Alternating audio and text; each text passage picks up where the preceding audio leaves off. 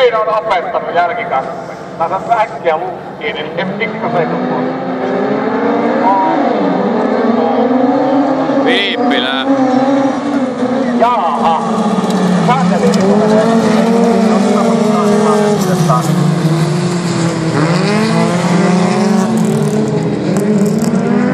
Vilippilä. Lähtö 115 ja 76, eli Sandelini johtaa tässä vaiheessa kilpailua. Kakkospaikalla Lemolan Sakari. Eli Vilppilähtö kilpailija numero 115, Vilppilähtö kilpailija numero 76. Eli kärjessä tällä hetkellä siellä on sitten eli kolmantena oleva auto, eli Sandelinin Harri, joka on noussut sitten aivan tuolta sijoituseristä saakka. Lemola kakkosena, kolmospaikalla Kalmukoski. Ja Kalmukoski tekee Lemolan rakenne tempusen, Lemolasta tekee takaisin Kalmulle tempusen. Ja hei, Lemola kärkeen! Eli Sakke nousi kärkeen tuossa saamassa. Se oli kolmantena hetken aikaa sitten siinä Vilppilähtö-kuljettaja. Mitenköhän tässä nyt mahtaa oikein käydä?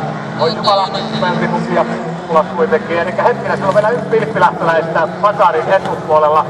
Eli Lappajärvinen kuljettaja. Ja mä väitän, että Makelta lähtee vielä läppä.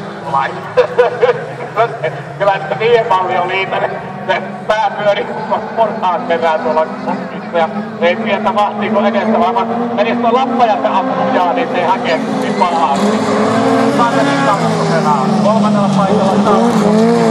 Ja aika pelottavalla tavalla, ja nyt siellä nousee Kalmu Sandelinin ohi. Ja katsotaan nyt huomaako tuo kärkiauto sitten tuo Vilpin, eli Mäkinen.